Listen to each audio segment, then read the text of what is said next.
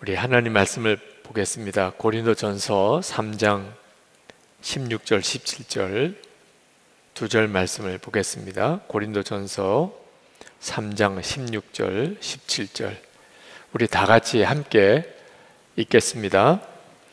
너희는 너희가 하나님의 성전인 것과 하나님의 성령이 너희 안에 계시는 것을 알지 못하느냐. 누구든지 하나님의 성전을 더럽히면 하나님이 그 사람을 멸하시리라. 하나님의 성전은 거룩하니 너희도 그러하니라. 아멘. 오늘 밤에 여러분들 모두가 다 성령의 깊은 역사를 체험하게 되기를 원합니다. 무엇보다도 여러분 안에 이미 성령께서 역사하고 계시는 것을 깨닫는 은혜가 있기를 축복합니다. 그것부터 시작해야 합니다. 이미 여러분 안에 성령께서 역사하시는 것을, 오늘 여러분이 오늘 여기까지 오게 된 것부터 그 과정에서 성령께서 여러분에게 어떻게 일하셨는지를 여러분이 알게 되기를 원합니다. 성령의 역사하심을 실제로 눈뜬 사람과 그러지 못한 사람이 똑같은 처지, 또 똑같은 사람과 함께 있는데도 어떤 사람은 낙심과 원망 그리고 미움 그런 가운데 살고, 어떤 사람은 감사와 기쁨과 사랑 가운데 살고, 성령의 역사하심 따라서 그렇게 쫙 갈라집니다.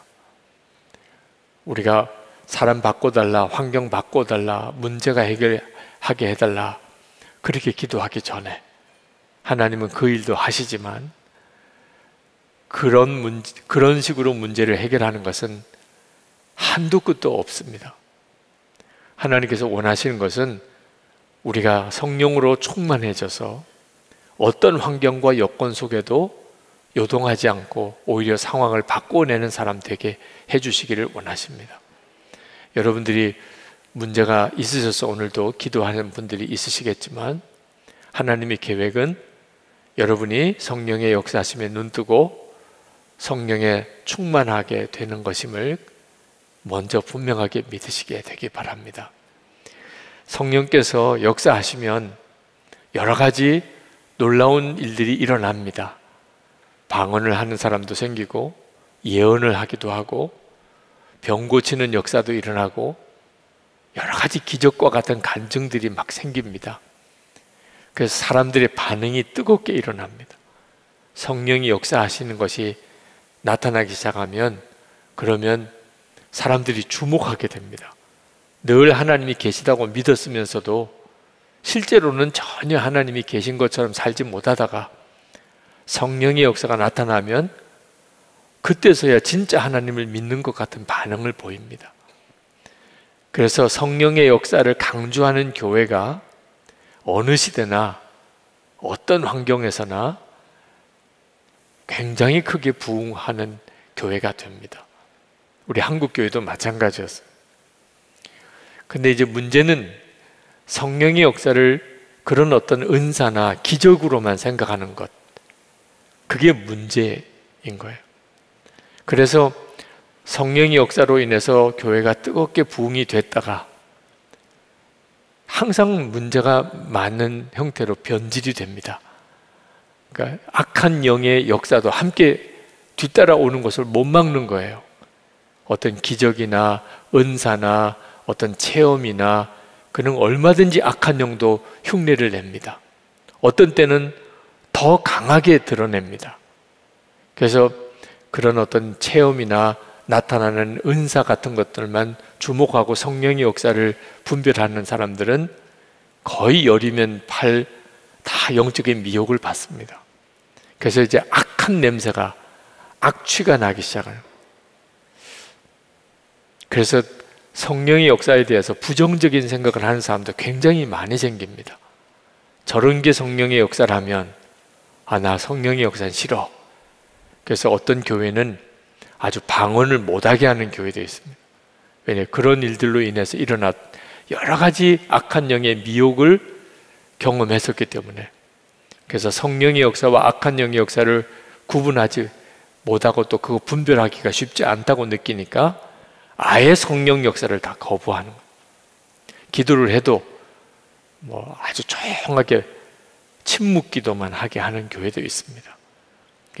영적인 미혹이 큰 어려움, 시험을 가져왔었기 때문이죠.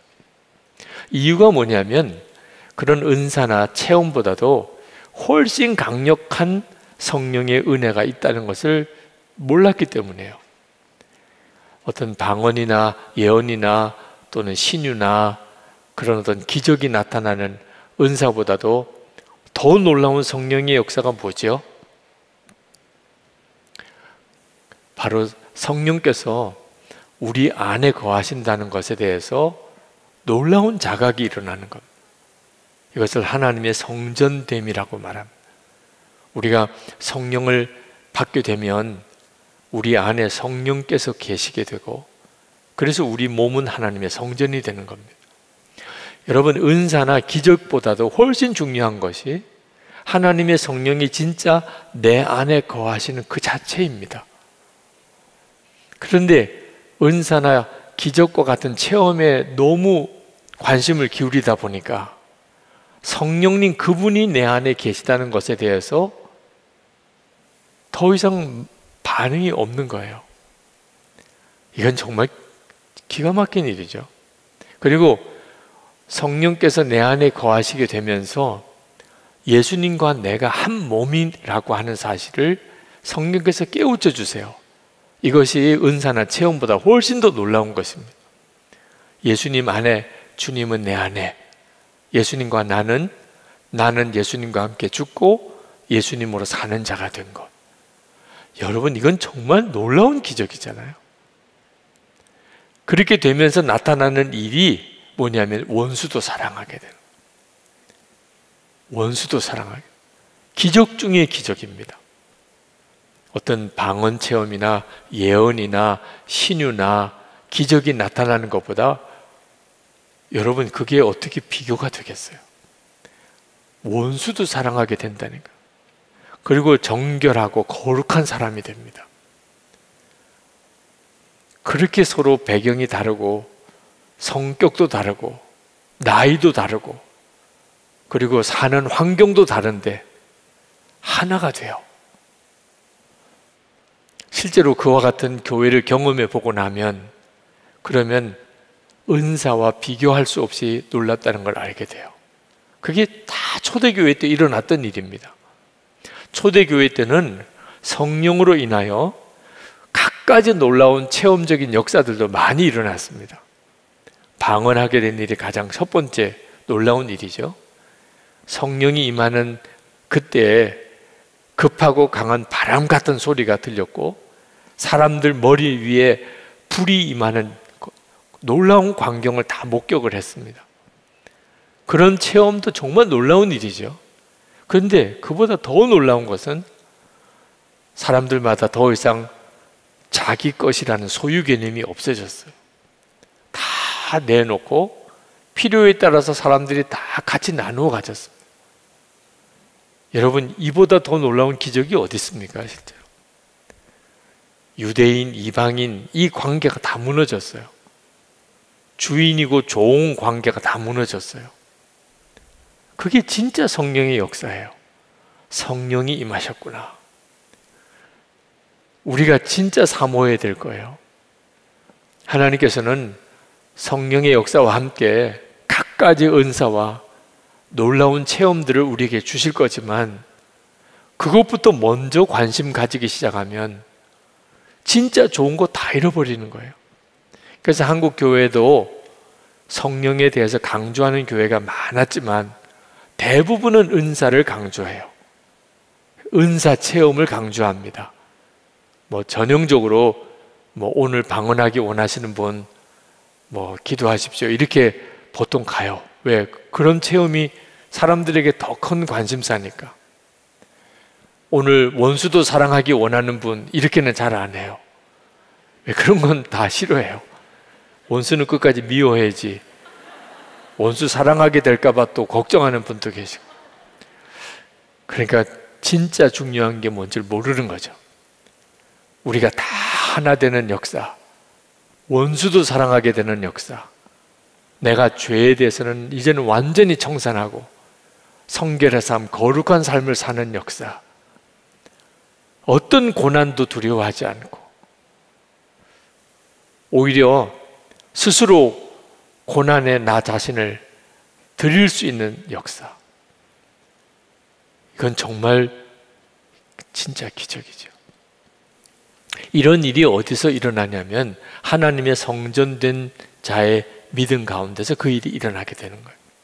그러니까 성령께서 우리 가운데 임하셨다는 것에 가장 놀라운 축복은 우리가 하나님의 성전됐다는 것에 대한 믿음입니다.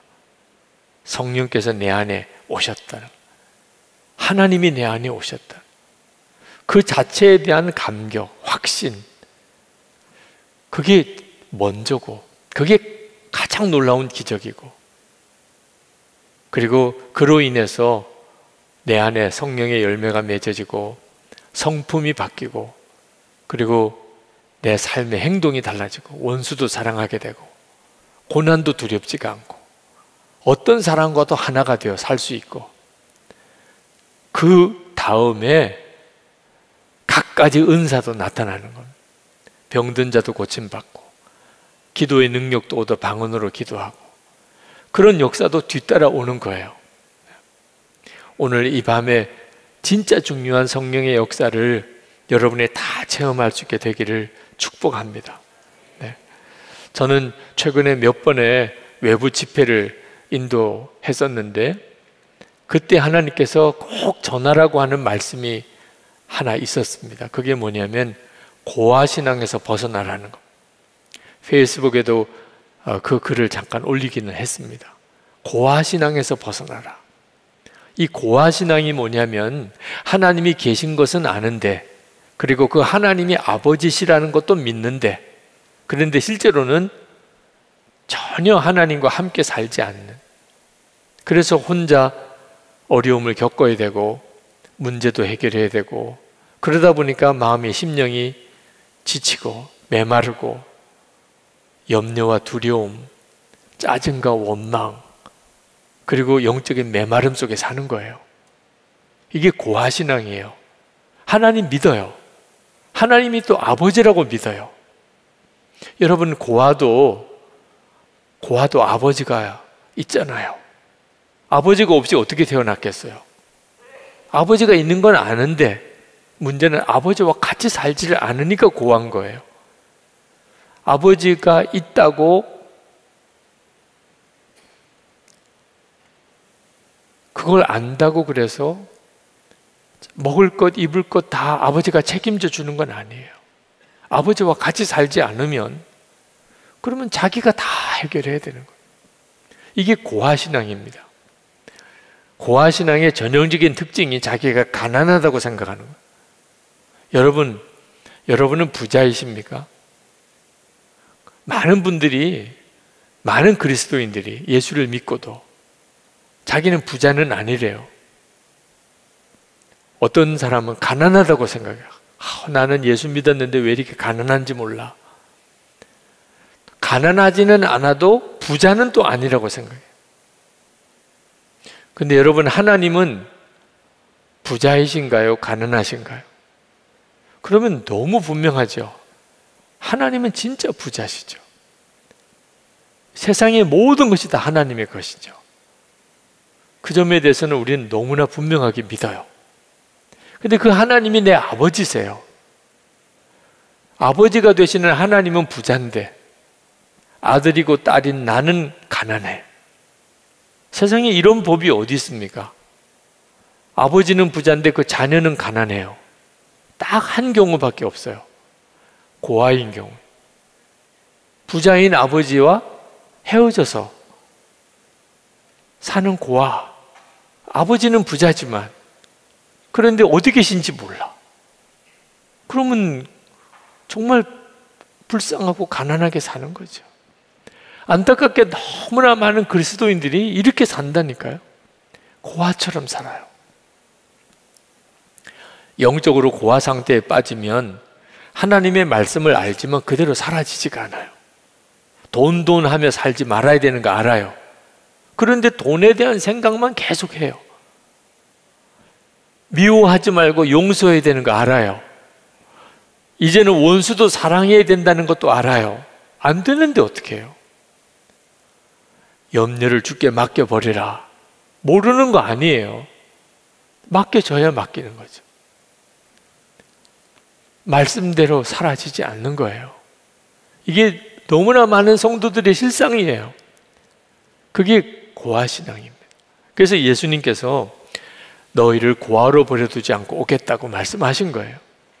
요한복음 14장 18절에 내가 너희를 고아와 같이 버려두지 아니하고 너에게로 오리라. 예수님이 이렇게 말씀하신 것은 고아처럼 사는 성도들이 많이 있을 것임을 말씀하고 있는 거고 실제로 그렇습니다. 그래서 주님이 이 약속을 지키시기 위해서 성령으로 우리 안에 오신 거예요. 고린도전서 3장 16절에 너희는 너희가 하나님의 성전인 것과 하나님의 성령이 너희 안에 계시는 것을 알지 못하느냐. 우리 안에 성령이 오신 것은 우리가 더 이상 하나님이 내 아버지라는 것만 믿는 게 아니고 그 하나님이 내 안에 오셨어요. 그러니까 어떻게 고아예요? 하나님이 내 안에 오셨네. 내 아버지 되시는 하나님이, 그 하나님의 영이신 성령이 내 안에 오셨는데, 그러니 하나님의 성전된 것이 어떤 은사보다 비교할 수 없이 놀라운 거예요. 유대인들은 상상도 못하던 일이에요. 유대인들에게도 하나님의 성전에 대한 사상이 있습니다. 예루살렘 성전이 하나님의 성전이죠. 그들에게 있어서 하나님의 성전은 법궤가 있는 곳, 그리고 지어진 그런 성막과 그리고 솔로몬이 지은 성전, 그건 그 장소가 의미하는 거예요. 지성소, 거기에 하나님의 인재하심이 있는 거예요. 그래서 그걸 생명처럼 그들은 지켰어요. 그래서 솔로몬 성전이 무너지고 바벨론의 포로로 잡혀갈 때 이스라엘 백성은 좀 믿어지지 않는 일이 벌어진 거죠. 어떻게 하나님의 성전이 무너질 수 있나? 예수님께서 성전을 허물라. 그럴 때 유대인들은 기절하는 줄 알았죠. 성전은 건물인 줄만 알았으니까. 그런데 예수 그리스도 안에서 하나님이 우리에게 너무나도 놀라운 은혜를 주신 것이 우리가 성전이 되게 하신 거예요. 방법은 우리 안에 성령을 오게 하심으로. 그러니 여러분이 성령께서 주시는 가장 놀라운 은혜, 그게 뭔지를 정확히 알아야 됩니다. 은사가 아니에요. 그건 하나님이 주신 은혜 중에 하나입니다. 그 자체도 놀라운 것이에요. 그렇지만 가장 놀라운 은혜는 아니에요. 성령께서 우리 가운데 오셨다는 것 자체가, 그게 가장 놀라운 은혜예요. 성령께서 이미 내 안에 계시다는 것, 그 믿음이 가장 놀라운 것이에요. 여러분, 하나님의 성전이 되는 것은 우리 보고 그렇게 되도록 노력하라고 하는 게 아닙니다. 이제부터 하나님의 성전 되도록 노력하세요. 이건 정확하게 성경이 말하는 의미의 메시지가 아닙니다. 하나님의 성전이 되는 것은 하나님의 은혜로 주어진 거예요. 우리가 하나도 그 일에 노력해서 보탠 거 없어요. 그냥 하나님의 은혜로 하나님의 성령이 우리가 예수님을 영접할 때 우리 가운데 임하셨어요. 우리는 하나님의 은혜로 하나님의 성전이 된 거예요. 성전이 되려고 노력하는 게 아니고 이미 예수 믿을 때 하나님의 성전이 되었어요. 그걸 믿는 게 중요한 거예요. 믿는 것. 하나님의 성령께서 내 안에 오셨다. 그 사실을 여러분이 정말 믿는 것. 그때부터 하나님의 성령의 역사가 여러분 가운데 나타나게 돼요. 근데 문제는 듣기는 했는데 믿지를 않는 거예요. 내 안에 하나님이 계시다. 집에 누가 손님이라도 오시면 얼마나 신경이 쓰입니까? 그죠? 식사 준비도 해야 되고 또 집 청소도 해야 되고, 손님만 우리 집에 오셔도 신경 쓸 일이 한둘이 아닌데 하나님이 내 안에 오셨다, 이 사실이 진짜라고 내가 정말 믿음으로 취하면, 그러면 그 자체가 이미 우리 삶을 완전히 뒤집어지는 거거든요. 근데 많은 성도들이 그냥 듣기는 해요. 우리가 하나님의 성전이다, 성령이 우리 가운데 오셨다. 그런데 믿음으로 반응을 안 하는 거예요. 이유는 자기가 기대하는 것 같은 성령의 역사가 체험이 안 되니까. 예를 들어서 진짜 하나님의 성령이 내 속에 왔다면, 그러면 무슨 체험이 있어야 될 거 아니겠어요? 그죠? 하나님의 성령이 내 속에 정말 임했다면 무슨 놀라운 일이 벌어져야 되잖아요. 그러니까 그런 일이 안 일어난다는. 그러니까 진짜 내 안에 오셨나? 그렇게 생각하고 넘기는 거예요. 성령께 전혀 반응을 안 하시는 겁니다. 그리고 계속해서 어떤 체험을 구해요. 성령님 그분은 이미 오셨는데 자꾸 내가 체험을 구하니까 성령을 갈망하는 것도 자꾸 왜곡이 되는 거예요. 그리고 여기에 악한 영이 틈타 들어오는 겁니다. 마귀가 어떤 체험을 통해서 역사하는데 선수거든요. 그러니까 금방 미혹을 받아요. 그리고 그런 어떤 영적인 체험이 있으면 그러면 금방 교만해져요. 어떤 성령 체험을 했어요.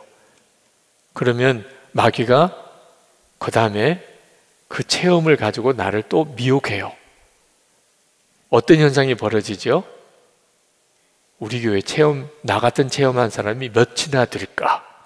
이상하게 그런 생각이 들어요. 목사님은 했을까? 목사님들 중에도 나 같은 체험을 못한 사람도 있나 봐. 정말 무서운 체험이 오게. 네. 장로님이면 뭐해? 나 같은 체험도 못하고. 굉장히 문제가 많은 거예요. 그러려고 성령님이 오신 걸까요? 교인들 사이에 평가하고 스스로를 특별한 사람인 것처럼 그렇게 내세우라고 성령님이 오신 걸까요? 벌써 미혹이 오기 시작한 거예요. 성령의 은사 체험을 가지고 스스로를 드러내려고 그러고 사람들을 구분하고, 방언도 못 받은 사람은 구원도 못 받은 거야. 그렇게 또 강조하는 교회도 있으니 그것도 참 심각한 문제죠. 그러니 여러분 안에 성령이 임하신 것에 대해서 여러분이 정말 눈이 뜨여야 돼요.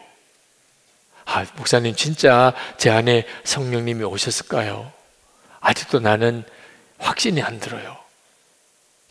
그래도 뭐가 믿을 수 있는 뭐가 근거가 있어야 되잖아요. 무조건 그냥 믿으면 되나요?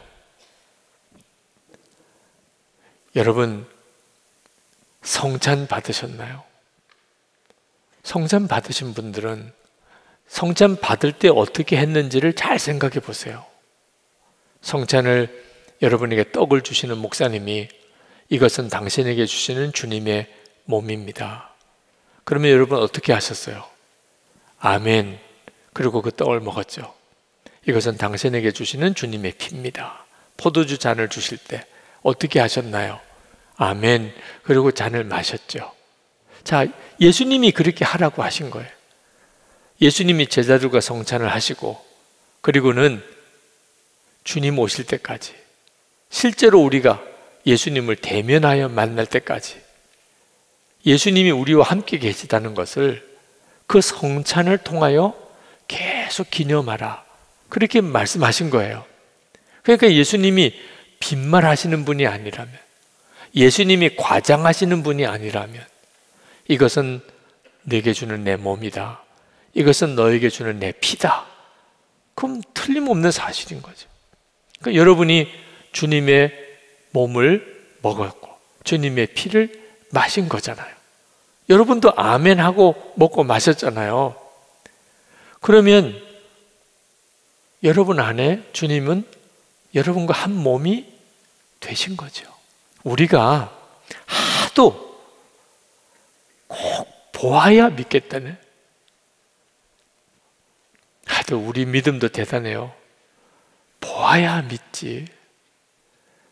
뭔가 실제적인 어떤 체험이 있어야 믿지. 하도 그러니까 주님이, 그러면 나를 먹어라, 나를 먹어라. 그래서 주님을 먹었어요, 안 먹었어요? 성찬 받으신 분들 대답해 봐요. 주님을 먹었어요, 안 먹었어요? 이보다 더 놀라운 생생한 체험이 어디 있습니까? 주님이 왜 그렇게 하셨을까? 성찬을 통하여 나를 기념해라. 여러분이 나는 성찬 받은 사람이다. 그렇다면 여러분은 내 안에 성령님이 계시다 안 계시다, 믿어진다 안 믿어진다, 그런 말 하면 안 되는 거죠. 예수님께서 내가 너 하나다, 내가 너를 절대 버리지 않아, 내가 너를 절대 떠나지 않을 거야, 내가 혹시 나를 배신할지는 몰라, 내가 혹시 나를 무시할지는 몰라, 그래도 나는 너를 버리지 않아. 그런 증거로 성찬을 주신 거라니까요. 그러니 나는 주님과 어떻게 구분이 안 되는 사람이에요. 하나님이 그렇게 작정을 하셨어요. 그렇구나, 내가 하나님의 성전이구나. 이제는 주님이 나와 한 몸이 되셨고 내 육신을 성전 삼으셔서 내 안에 계시고, 여러분이 이 사실을 믿으셔야 한다니까요. 이보다도 더 놀라운 체험이 사실 어디 있겠어요? 하나님께서 여러분에게 성찬을 받게 하신 것보다 더 놀라운 체험을 어떻게 주시겠냐 말이에요. 저는 요즘에 영적인 답답함이 굉장히 큽니다. 사실 이 6월에 들어와서 성령 집회 때 성령에 대해서 말씀을 나누려고 이렇게 마음에 정한 것도, 제 마음에 하나님께서 우리나라에 영적인 대각성을 주시기를 갈망하는 마음 때문이에요. 제 속에 뭐라고 설명이 안 되는 답답함이 있어요. 코로나19가 막 시작될 때 작년 2월에 우리 나라를 위한 기도회가 목사님들 모임 속에서 생겼습니다. 그 첫 번째 기도회 때 제가 기도 인도를 부탁을 받았는데, 기도 준비를 하다가 제 마음속에 하나님께서 두려움이 있는 것을 깨닫게 하셨어요. 근데 뭐 때문에 두려운지는 모르겠어요. 그래서 기도회를 하게 하셨다는 느낌이 들어요. 지금은 모르지만 이제 그걸 알게 될 때가 올 텐데, 그걸 위해서 미리 기도를 준비하라. 근데 그 뒤에 코로나19로 인해서 정말 한국 교회가 상상도 못했던 일들을 막 겪게 됐잖아요. 저는 여전히 지금도 제 마음 안에 그 영적인 답답함이 풀어지지 않아요. 지금 우리가 겪는 일도 어렵지만 앞으로 닥칠 일은 더 어려운 것 같아요. 우리가 지금까지 경험해 본 바에 의하면 점점 더 어려움이 겹쳐지잖아요. 저는 코로나19가 이제는 다 끝나서 백신도 다 맞고 우리가 다 함께 모여서 이제 예배 드릴 수 있게 되면, 그러면 이제 문제는 다 끝났을까? 전혀 생각지 못했던 어려움을 우리가 직면하게 될 거라고 생각이 들어요. 코로나19로 한 2년 동안 한국교회 전체가 어떤 일이 앞으로 닥칠지 모르는 어려움 속에 계속 빨려 들어가고 있습니다.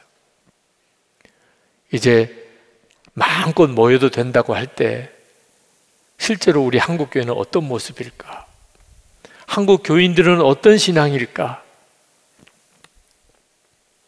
그래서 하나님 앞에 마음에 간절한 소원이 일어나는 것이, 하나님, 지금은 성령의 강력한 역사가 필요합니다. 그것밖에는 길이 없어요. 목사님들끼리 모이면 온라인 목회를 더 강화시키자. 이제는 대면, 비대면 함께 가야 된다. 뭐 여러 가지 논의들이 있어요. 해야 되죠. 그러나 그것으로 해결될 수는 있다고 생각 안 합니다. 한국교회가 지금 부딪혀 있는 문제들, 성도들이 지금 겪고 있는 이 어려움을 해결할 수 있는 길은 오직 영적 대각성이 일어나는 거예요. 그 영적인 대각성은 지금도 주님이 우리와 함께 계시는 것을 우리가 분명하게 믿어지는 역사가 일어나는 거예요. 개인도 교회도 한국교회 전체가 주님이 우리와 지금 같이 계시는구나. 그게 믿어지면 어떤 어려움도 문제가 안 됩니다. 주님이 함께 계시는 게 믿어지면 그게 완전한 답이에요. 한 번은 사모님들 세미나를 가서 말씀을 전했습니다. 어느 사모님이 받은 은혜를 간증을 하시는데 그런 말씀을 하시더라고요. 너무나 두려운 가운데 세미나에 참석을 했대요. 목회는 어떻게 해야 되나? 사모 역할은 어떻게 감당하나? 내가 잘 감당할 수 있을까? 그런 마음이 이렇게 확 짓눌려서 그래서 집회에 참석을 했는데 말씀을 듣는 중에 하나님께서 너무나 귀한 은혜를 주셨다. 근데 그 하나님의 역사 중에 하나가 눈물로 하나님 어떻게 해요? 제가 이 일을 어떻게 감당해요? 내가 목회자의 아내가 되고 사모가 됐는데 어떻게 하면 이걸 잘 감당할 수 있을까요? 근데 그때 주님이 딱 한마디 말씀하시더래요. 내가 너와 함께 하잖아. 그 사모님이 그 간증을 하면서 우시더라고. 내가 너와 함께 하잖아. 근데 그 주님의 말씀에 자기가 고민하던 모든 문제가 다 해결되더라고요. 아, 주님이 함께 하시면 되는 거죠. 내가 부족한 거, 잘 모르는 거, 능력이 없는 거, 무슨 문제가 있겠어요? 주님이 나와 함께 계시면, 그게 분명하다면, 그러면 모든 문제가 다 없어지더래요. 여러분, 이게 내 영적인 각성이에요. 그 사모님 혼자가 아니고 교인들이 다 그 눈이 열리면, 교회마다 다 그 눈이 뜨이면 예수님이 우리와 함께 계시잖아. 그것만 분명하게 믿어지면 아, 시대가 바뀐 거, 상황이 어려워지는 게 뭐가 문제가 되겠어요? 초대교회는 우리보다 더 어려웠어요. 더 어려웠죠. 그런데도 주님이 함께 계시는 것이 분명히 믿어지니까. 그러니까 예루살렘에 엄청난 부흥이 일어났잖아요. 로마가 그 초대교회 기독교인들 그렇게 무자비하게 박해했는데도 300년 정도 지나니까 로마가 완전히 기독교 국가가 되어버리고 말았잖아요. 주님이 함께 하시면. 주님께서 제 마음속에 영적 대각성을 위해 기도하라. 한국교회의 영적인 각성을 위해 기도하라. 저는 그것이 참 하나님이 저에게 주시는 놀라운 위로라고 생각이 들었어요. 저는 그동안의 한국교회의 역사를 가만히 읽어 내려가다가 한국교회 부흥의 시대의 그 역사를 읽을 때마다 그때 등장하는 인물들이 다 너무 부러운 거예요. 우리 하디 선교사님, 길선주 목사님, 김익두 목사님, 그 한국교회 부흥의 역사에 그때 계셨던 분들, 이용도 목사님, 그런 분들이 너무 부러운 거예요. 그분들은 얼마나 힘든 시절을 보냈을까요? 뻔하죠, 뭐. 그래도 저는 너무너무 부러운 거예요. 그들은 하나님의 부흥의 시대에 하나님이 쓰셨던 종들이에요. 근데 지금은 어떨까요? 지금은 한국교회 위기의 시대예요. 한국교회 위기의 시대예요.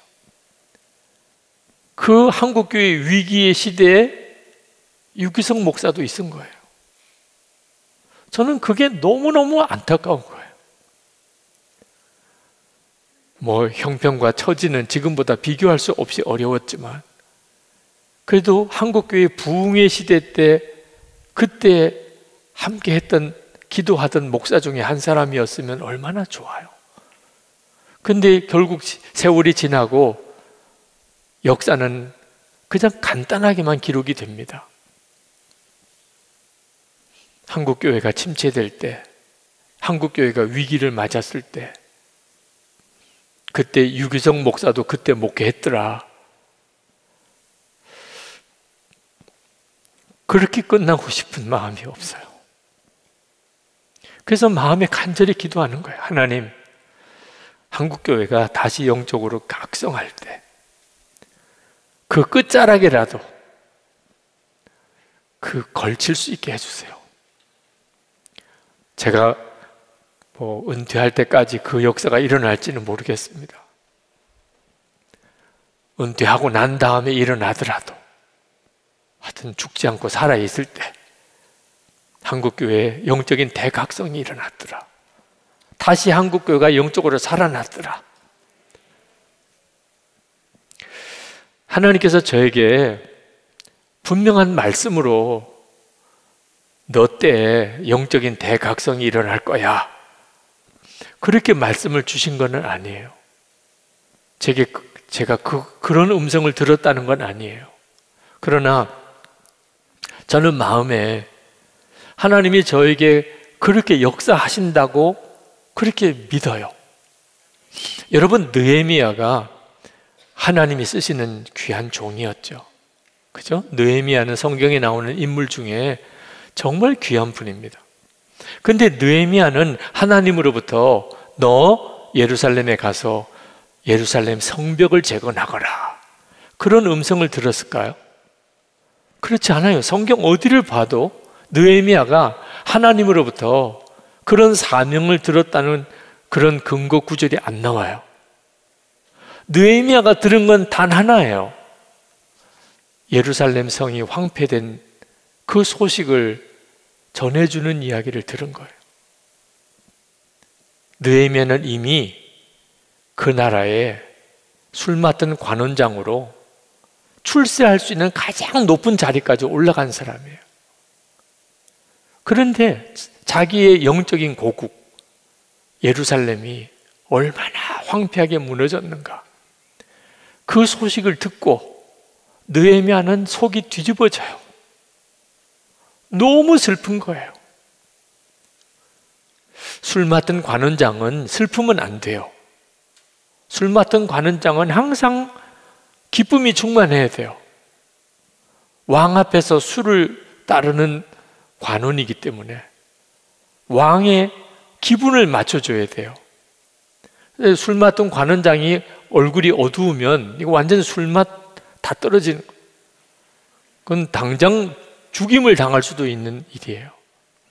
그런데 그 슬픔을 감출 수가 없는 거예요.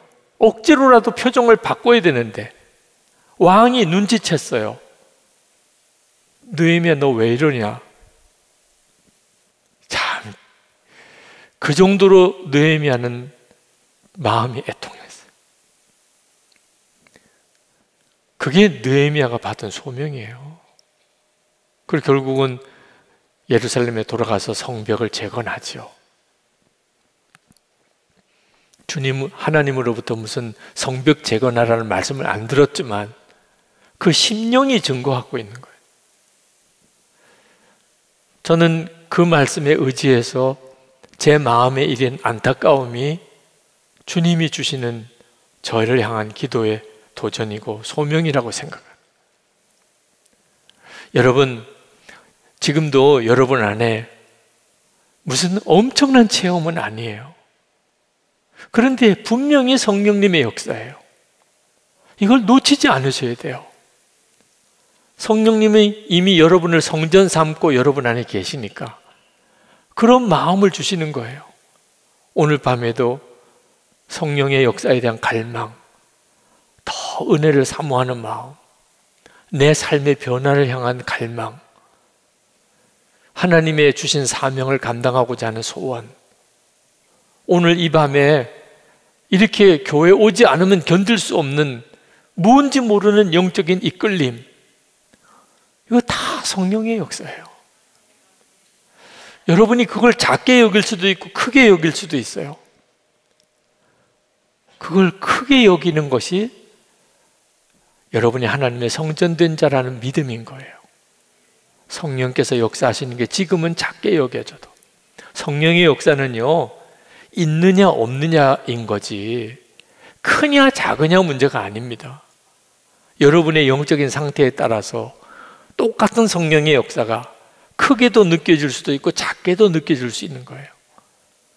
중요한 거는 있느냐 없느냐예요. 아주 작아도 성령의 역사라고 분명히 분별되는 역사가 있다면 성령님은 역사하고 있는 거예요. 지금 여러분 안에. 제가 지금까지 살아오는 동안 제 마음속에 끊어지지 않는 이 성령의 역사, 주 예수님 나와 함께 계심에 대한 것을 더 알고 싶어하는 갈망, 그게 계속 왔어요.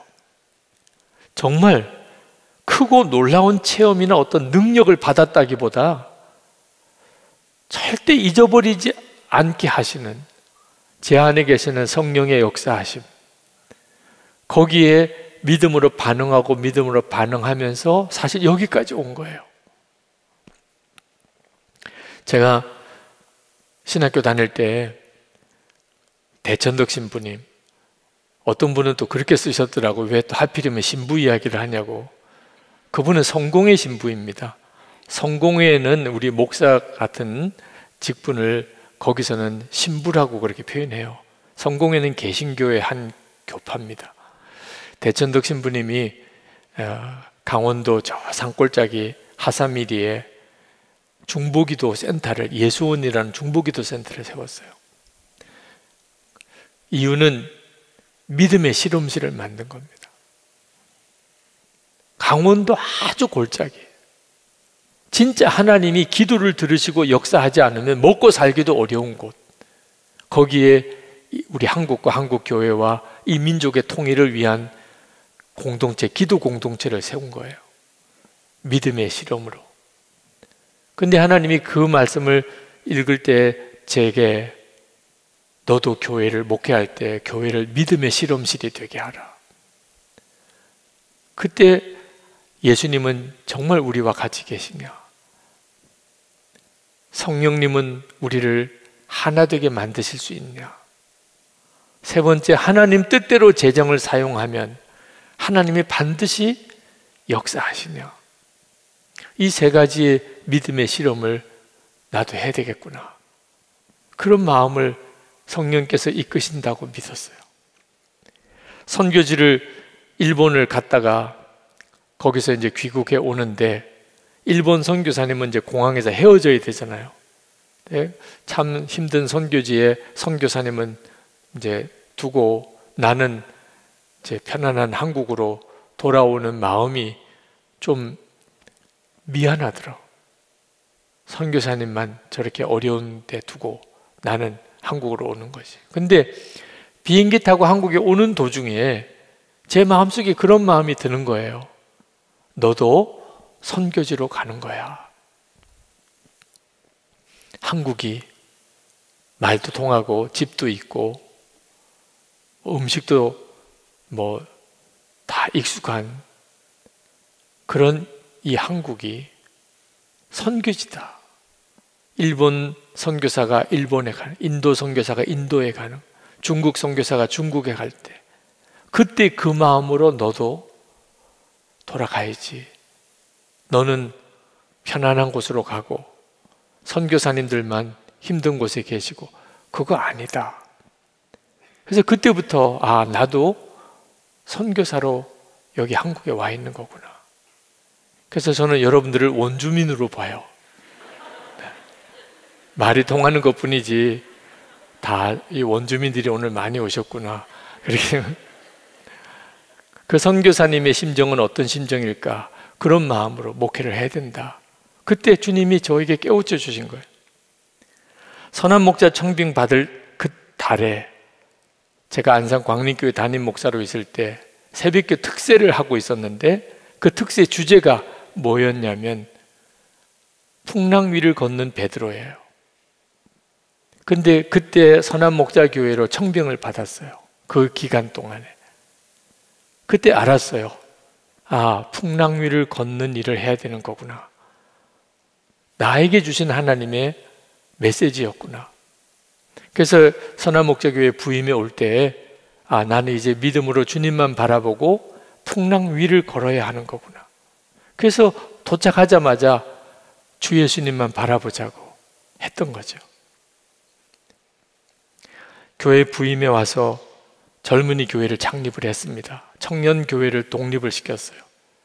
그때 청년들이 거지 순례 전도를 전국으로 떠났습니다. 그 청년들이 거지 순례 전도를 끝나고 돌아오는 날 제가 환영하러 그 청년들을 맞이하러 갔더니 돌아온 청년들을 보니까 거지더라고요. 완전히 거지 순례를 하다 보니까 완전히 생 거지같이 됐어요. 얼굴은 그냥 비쩍 타가지고 머리는 제대로 또 다듬지 못하고 그냥 먹을 것도 아무것도 없이 먹여주면 먹고 재워주면 자고 그렇게 전도 여행을 다니다고 돌아온 거예요. 근데 행색은 완전히 거지 같은데 눈이 살아있는 거예요. 거지 순례 전도를 하고 돌아오는 청년들의 눈이 떠날 때랑 완전히 다른 사람들이에요. 주님만 믿으면 어디서든지 먹고 어디서든지 자고 그럴 수 있었다. 이건 엄청난 체험을 하고 온 겁니다. 그때 하나님이 그 청년들을 보고 저에게도 말씀하셨어요. 너도 이 거지 순례 전도하는 것처럼 그렇게 목회해야 되는 거다.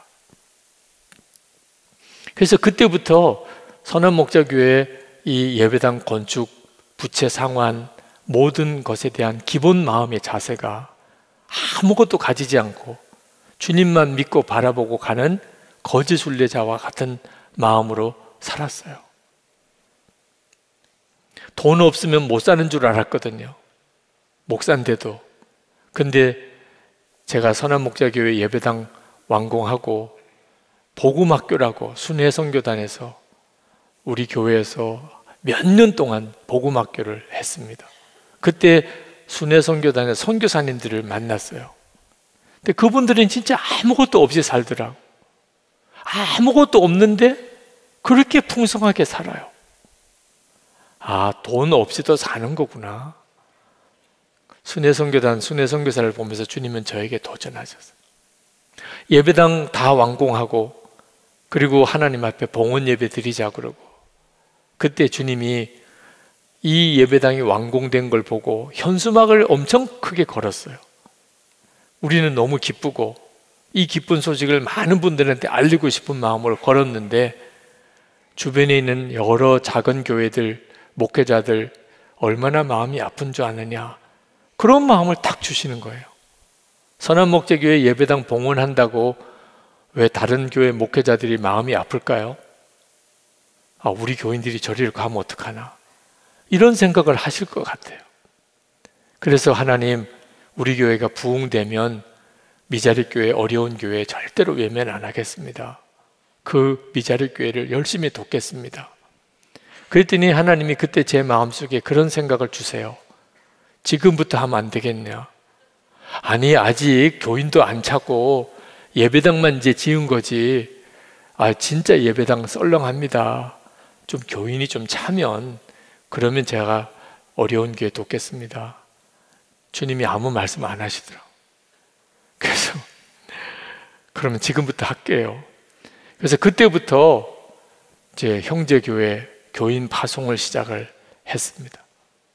그리고 분리개척교회도 그렇게 해서 이어서 오게 된 거죠.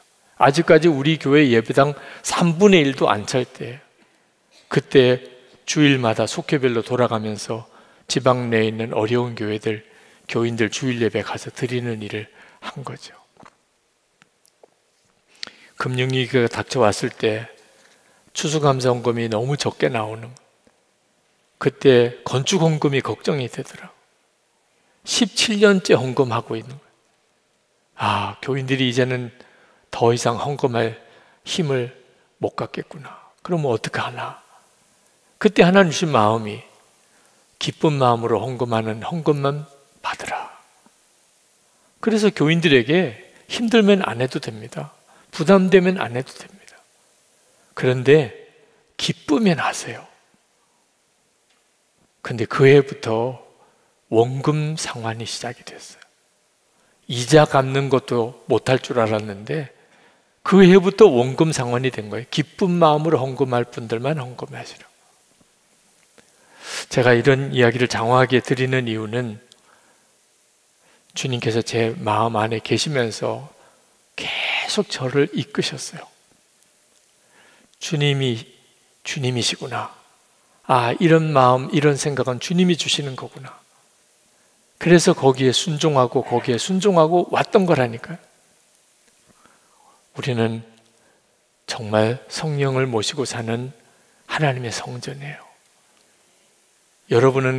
여러분도 아마 하고 싶은 이야기 많으실 거예요. 여러분 안에 계신 성령께서 여러분에게 말씀하시고 역사하시고, 여러분 그걸 놓치지 마세요. 그 성령님에게 순종하고 그 성령님을 귀하게 여기고 그 성령님을 사모할 때 그 다음에 강력한 은사 체험도 기적의 역사도 그 뒤따라오는 거예요. 오늘 이 밤에 여러분과 함께 계시는 성령에 대해서 눈이 열리게 되기를 축복합니다. 주의 음성을 듣는 귀가 열리게 되기를 축복합니다. 여러분이 하나님의 성전이라는 것에 대한 분명한 확신을 갖게 되기를 바랍니다. 주님이 함께 계시면 충분합니다. 주님이 나와 함께 계시니 저는 만족합니다. 저는 감사할 뿐입니다. 주님, 저를 더 인도해 주세요. 우리 찬양합시다.